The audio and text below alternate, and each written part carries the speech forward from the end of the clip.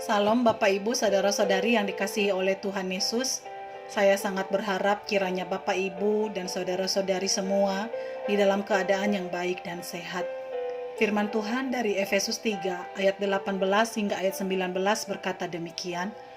Aku berdoa supaya kamu bersama-sama dengan segala orang kudus dapat memahami betapa lebarnya dan panjangnya dan tingginya dan dalamnya kasih Kristus, dan dapat mengenal kasih itu sekalipun ia melampaui segala pengetahuan. Aku berdoa supaya kamu dipenuhi di dalam seluruh kepenuhan Allah. Bulan Mei yang lalu, sepasang sepatu bekas milik Michael Jordan berhasil terjual lewat sebuah acara pelelangan, yaitu seharga $560.000 atau 8,3 miliar. Sebuah harga yang sangat tinggi untuk sepasang sepatu bekas.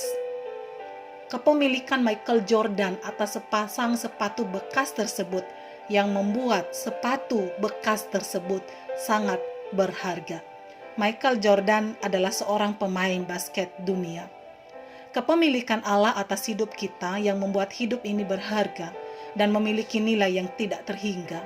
Oleh sebab itu, Rasul Paulus berdoa dengan bersujud di hadapan Allah untuk jemaat Efesus, agar mereka dapat mengenal kasih Kristus, kasih tanpa batas yang telah membuat mereka menjadi milik Allah lewat pengorbanannya di atas kayu salib.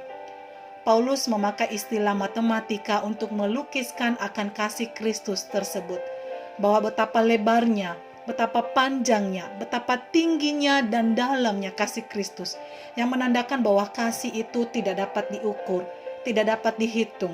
Kasih itu tidak terbatas, bahkan kasih itu melampaui segala pengetahuan. Kata memahami kasih Kristus di sini berasal dari bahasa Yunani kata lambano, yang juga dapat diartikan menguasai atau menyelami. Seorang penyelam adalah seorang yang terjun ke dalam air dan menikmati keindahan alam di bawah laut. Memahami kasih Allah juga demikian, menyelami kasih Allah sampai ke dalam. Tidak hanya sebatas mengenal teori bahwa Allah itu kasih, melainkan mengalami sendiri, merasakan sendiri, dan menikmati sendiri akan kasih Allah tersebut.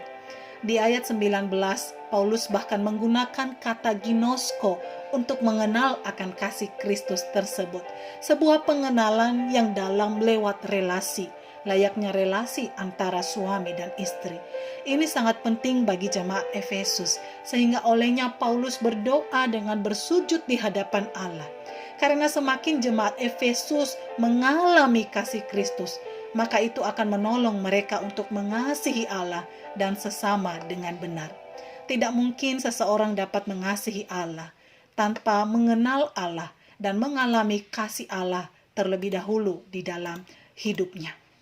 1 Yohanes 4 ayat 10 berkata demikian, inilah kasih itu, bukan kita yang mengasihi Allah, tetapi Allah yang telah mengasihi kita dan yang telah mengutus anaknya sebagai pendamaian bagi dosa-dosa kita.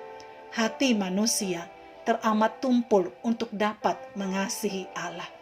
Maka puncak tertinggi dari kasih Allah adalah salib. Di atas salib itulah Yesus Kristus membayar lunas hutang dosa kita lewat kematiannya.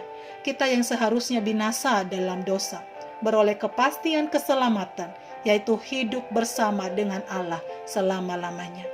Kiranya Roh Kudus menolong kita untuk dapat memahami akan kasih Allah yang tidak terbatas itu, khususnya di masa-masa pandemi ini.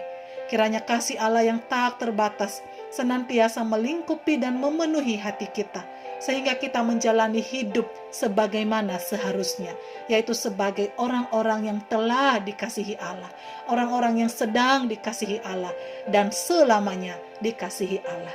Tuhan Yesus memberkati.